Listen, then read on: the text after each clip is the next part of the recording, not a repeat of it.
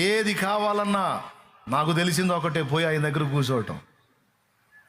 నువ్వా నువ్వా నువ్వా నువ్వా, నీకు దండం నీకు దండం నీకు దండం నీకు దండం.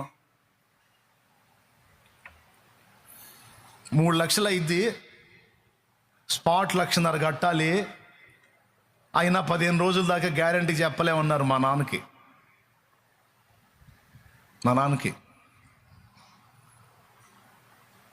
పైసలు లేవు, ఉన్నాయి కాసిన కూసిన ఎవరైనా ఉన్నాయంటే దేవుని మందిర స్థలం కోసం ఇచ్చినవి నా చేతుల్లో ఉన్నాయి.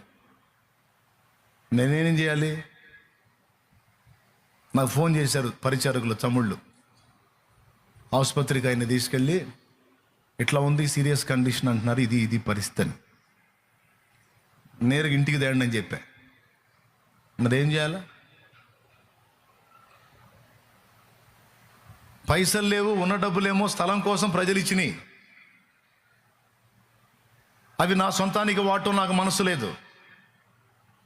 కాబట్టి ఈ మాట దేవుని ముందు పెట్టా. ఆయన ఇంటికి తెప్పించా.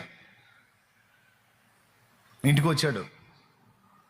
ఏకాంత ప్రార్థనకి వెళ్ళి ప్రార్థన చేశా, ఆయన సంగతి చూడని. ఆయన ఇంటికి తెచ్చారు, నేను ఇంటికి వచ్చాను. ప్రార్థనకి వెళ్ళి వచ్చి మా నాన్న దగ్గరకు నిలబడి ఒక మాట అడిగాను. నాన్న, నేను ప్రార్థన చేస్తా, ప్రభు నిన్ను స్వస్థపరుస్తాడనే విశ్వాసం నీకుందా అని అడిగా. ఆయన నన్ను రెండో మాట అనకుండా, చెయ్యయ్యా, నాకు నమ్మకం ఉంది, ఆయన బాగు చేస్తాడు అన్నాడు. ఆయన పడక దగ్గర మోకాళ్ళు వేసి, మీరు నమ్మండి నమ్మకపోండి, ఆయన పడక దగ్గర మోకాళ్ళు వేసి యేసు రక్తం రాసి విశ్వాసంతో ప్రార్థన చేశా. దగ్గర అప్పటికి 80 ఏళ్ళు వచ్చినాయి. దీర్ఘకాలం బతికినట్టే. నరుని ఆయుష్కాలం 70, అధిక బలం ఉంటే 80. దేవునికి స్తోత్రం. 70 దాటాడు.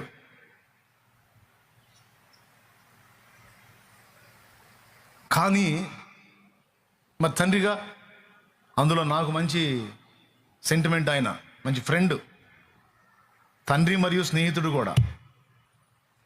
అందుకే ఫ్రెండ్లీగా మాట్లాడాను. నేను ప్రార్థన చేస్తా, నా దేవుడు స్వస్థపరుస్తాడన్న నమ్మకం నాకుంది, నీకుందా అని అడిగా. నాకుంది, చెయ్యి అన్నాడు. మోకాళ్ళు వేసి ఒక్కటే ప్రార్థన, భారం కలిగి ప్రార్థన చేశా. ఒక తెల్లవారుజామున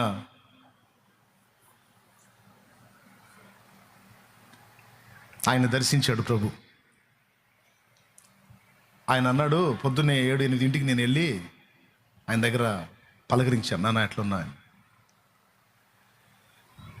రాత్రి నువ్వు వచ్చి ప్రార్థన చేసిపోయిన కాడ నుంచి బాగుందయ్యా అన్నాడు. రాత్రి నేను ఎప్పుడు వచ్చాను, నేను రాలేదు అన్నాను. తెల్లవారుజామున 3 వచ్చి చేసావు అయ్యా అన్నాడు. నేను రాలేదు నాన్న, నేను నిద్రపోతున్నాను. భలేవాడివే, వచ్చావుగా, నన్ను లేపావు, నా మంచం దగ్గర నిలబడ్డావు, ప్రార్థన చేశావు, రాలేదంటావేందయ్యా అన్నాడు. నిజంగా నేను రాలా, నిజంగా రాలేదు నాన్న నేను. మరి ఎవరు వచ్చారు? ఆయన వచ్చాడు.